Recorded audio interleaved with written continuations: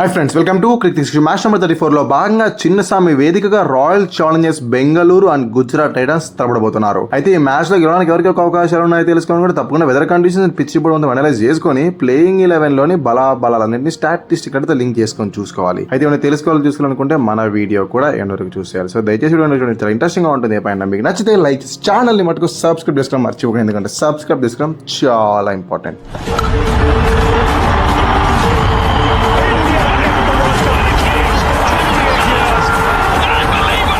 First things first, weather conditions ఎలా ఉంటాయంటే lows 22 degrees ఉంటుంది, హై 35 degrees. ఇంకా మ్యాచ్ టైంలో between 26 degrees to 29 degrees. Humid conditions and average 20+ అయితే ఉంటాయి. వర్షం వచ్చే ఛాన్సెస్ ఏ మాత్రం లేవు. సో ఫుల్ మ్యాచ్ చూసేయచ్చు. ఇక పిచ్ కండిషన్స్ ఎలా ఉంటాయి అంటే ఇక్కడ ఫస్ట్ మ్యాచ్ జరిగింది కదా, SRH వర్సెస్ RCB. సో ఆ పిచ్ లో మ్యాచ్ అయితే జరగబోతా ఉంది. ఆ మ్యాచ్ జరిగినప్పుడు క్లోజ్ 200 రెండు ఇన్నింగ్స్ లోనే చూసాం. సో అది చాలా high scoring track. Last DC versus RCB match వచ్చేసి కాస్త లో స్కోరింగ్, పార్ స్కోర్ ఒక 175 అలా అయితే ఉంది. బట్ ఈసారి మటుకు అబౌట్ 200 రెండు ఇన్నింగ్స్ లో వచ్చేలాగే కనిపిస్తా ఉంది. రాక్ సాలిడ్ గా పిచ్ ఉంది. టాస్ గెలిచే బౌల్ ఫస్టా బ్యాట్ ఫస్టా అంటే అసలు దీని గురించి డిస్కషన్ అక్కర్లేదు, కళ్ళు మూసుకొని చెప్పేయచ్చు బౌల్ ఫస్టే అని. ఎందుకంటే ఎంతైనా చిన్న గ్రౌండ్ అండ్ బౌండరీ డైమెన్షన్స్ చాలా తక్కువ ఉంటాయి. బిట్వీన్ 57 meters to 68 meters వరకే ఉంటాయి కాబట్టి చాలా షార్టర్ బౌండరీస్. సో బాల్ ఈజీగా ట్రావెల్ చేస్తుంది అండ్ డ్యూ కూడా ఎక్కువ వస్తుంది కాబట్టి బాల్ బ్యాట్ ప్యాక్ ఎక్కువ వస్తుంది. స్టాట్స్ ఎలా ఉన్నాయంటే మొత్తం 104 మ్యాచెస్ జరిగితే జస్ట్ 44 times మటుకే ఫస్ట్ బ్యాటింగ్ చేసిన టీం గెలిచింది.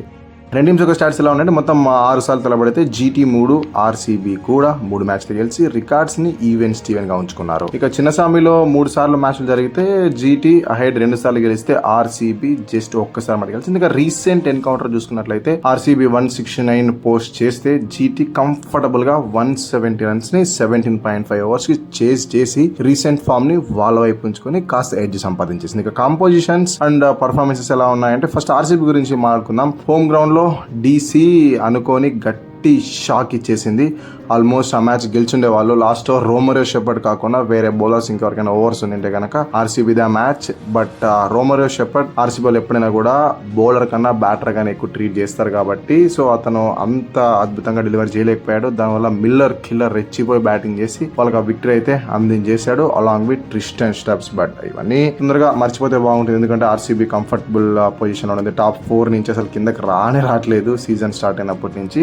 ఈ మ్యాచ్ లో గెలిచి టాప్ 2 స్పాట్ ని రీటైన్ చేసుకునేలాగానే కనిపిస్తా ఉన్నారు. ఎందుకంటే స్క్వాడ్ ఎప్పటిలాగే లుకింగ్ గుడ్. అండ్ ఇంకొక ఆపర్చునిటీ వాళ్ళకి ఎలా ఉంటుంది అంటే ఒకవేళ ఫస్ట్ బ్యాటింగ్ చేస్తా ఉంటే కనుక ఇంపాక్ట్ సబ్స్ లో రోమరియో షెపర్డ్ ని కానీ లేదా జేకబ్ డఫీని కానీ పెట్టేసుకొని వికెట్లు కనుక ఎక్కువ పడకోకుండా వాళ్ళకి అద్భుతంగా బ్యాటింగ్ చేయగలిగితే రోమరియో షెపర్డ్ బ్యాటింగ్ అవసరం రాదు. సో అప్పుడు జేకబ్ డఫీని దేవత్ పడికల్ తో స్వాప్ చేసుకుంటే సరిపోతుంది. లేదు ఒకవేళ వికెట్లు ఎక్కువ పడ్డాయి అనుకుంటే యథావిధిగా రోమరియో షెపర్డ్ ని బ్యాటింగ్ లోకి అవుట్ అయిన దేవత్ పడికల్ ప్లేస్ తెచ్చుకున్నా కూడా సరిపోతుంది. ఇది ఫస్ట్ బ్యాటింగ్ చేస్తే వీళ్ళకి అడ్వాంటేజ్, ఎందుకంటే లాస్ట్ మ్యాచ్ లో ఇదే మిస్ అయ్యారు. రోమరియో షెపర్డ్ ఒక ఎక్స్ట్రా బౌలర్ కింద అన్న కూడా కాస్త వీక్ లింక్ లాగా ప్రతి మ్యాచ్ లోనే కనిపిస్తా ఉంటుంది. ఎప్పుడైతే జేకబ్ డఫీ ఫస్ట్ మ్యాచ్ లో ఇంపాక్ట్ ప్లేయర్ గా వచ్చి అద్భుతంగా బౌలింగ్ డెలివర్ చేసి ప్లేయర్ ఆఫ్ ది మ్యాచ్ గా నిలిచాడు, అప్పటి నుంచి జేకబ్ డఫీ కూడా ప్లేయింగ్ గ్రౌండ్ లో ఉంటే బాగుంది చాలా మంది కనిపిస్తూ ఉంటుంది కదా. సో లాస్ట్ మ్యాచ్ ఆ చేదు అనుభవం తర్వాత RCB ఇలా కాస్త కాంబినేషన్స్ ఏమైనా ట్రై చేస్తే బాగుంటుంది ఏమన్నా. అది మీరు ఇస్తే ఇక ప్లేయింగ్ 11 అయితే ఏ మాత్రం చేంజెస్ ఉండవు, ఎందుకంటే కంటిన్యూస్ గా మ్యాచెస్ గెలుస్తున్నారు. 1-6 మ్యాచెస్ అలా అవుతా ఉంటాయి. అన్స్టాపబుల్ కదా డిఫెండింగ్ ఛాంపియన్స్ ఎంతైనా. సో కాంబినేషన్స్ టూ మచ్ గా ట్రై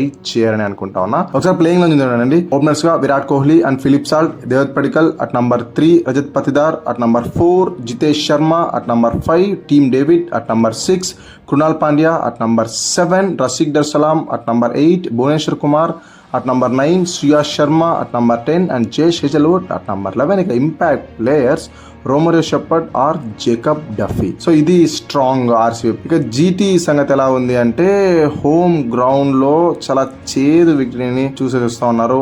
MI అంత అద్భుతంగా బ్యాటింగ్ చేసి బౌలింగ్ చేసి వాళ్ళని అవుట్ ప్లే చేసి ఏకంగా 99 పరుగుల తేడాతో చిత్తుగా GTని ఓడిచ్చేసింది. అది కూడా హోమ్ గ్రౌండ్. సో ఇది కాన్ఫిడెన్స్ చాలా దెబ్బతిని ఉంటుంది. ఇప్పుడు ఆడేది కూడా అవే గేమ్. సో దానివల్ల GT కాంబినేషన్స్ లో చాలా చేంజెస్ చేసుకుంటా అందరూ అనుకుంటారు. బట్ చేంజెస్ చేసుకునే వాళ్ళ వద్ద ప్లేయర్స్ టూ మచ్ అవైలబుల్ గా లేరు. ఉన్న ప్లేయర్స్ అందరూ బౌలింగ్ అసోసియేషన్స్ ఉన్నారు కానీ బ్యాటింగ్ రిలేటెడ్ గా మిడిల్ ఆర్డర్ స్ట్రెంథెన్ చేసుకునే వాళ్ళు ఎవ్వరు కనిపించలేదు. ప్రతి వీడియోలో ప్రతి GT ప్రివ్యూలో మనం ఆడుకుంటూనే ఉన్నాం. కనీసం ఉన్న ఏకైక ఒక middle order better batter Jason Holder, అతనైనా ప్లేయింగ్ లెవెల్ తెచ్చుకుంటే బాగుంటుంది ఫిలిప్స్ ప్లేస్ లో అనుకుంటూ ఉన్నాం. బట్ వాళ్ళు అస్సలు ఏమాత్రం మార్చట్లేదు. ఫిలిప్స్ పైన ఎక్కువ హోప్స్ పెట్టుకుంటా ఉన్నారు. లాస్ట్ మ్యాచ్ లో మీరు గమనించుకున్నట్లయితే ఆఖరికి గ్లెన్ ఫిలిప్స్ కూడా స్కోర్ చేయలేని రన్స్ వాషింగ్టన్ సుందర్ స్కోర్ చేశాడు. ఆ మ్యాచ్ వాళ్ళు 100 పరుగులు చేస్తే highest run scorer Washington Sundar. ఇది అర్థం చేసుకున్న వాళ్ళ మిడిల్ ఆర్డర్ లో strong batters like Shahrukh Khan and Rahul Tewatia అలా ఉన్నా కూడా Washington Sundar highest run score అంటే వాళ్ళ మిడిల్ ఆర్డర్ ఎంత వీక్ గా ఉందో ఒకసారి అర్థం చేసుకుని, సో దానికోసమే కనీసం ఇకనైనా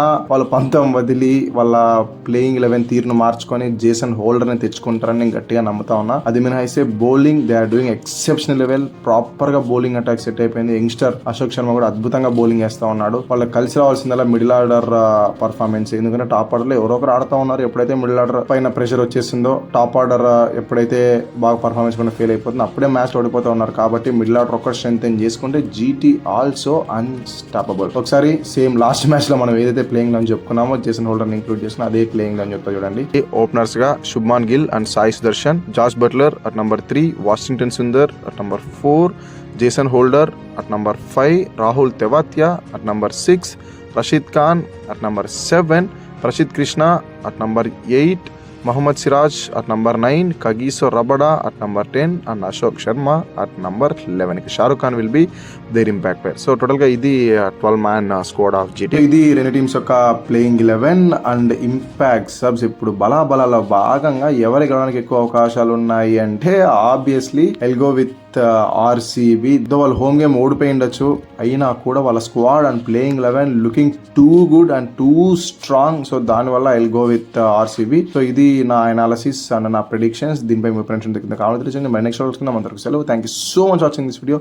అంటే ఈ వీడియో నచ్చితే లైక్ చేసి ఛానల్ని మటుకు సబ్స్క్రైబ్ చేసుకోవడం మర్చిపోండి. ఎందుకంటే సబ్స్క్రైబ్ చేసుకోవడం చాలా ఇంపార్టెంట్.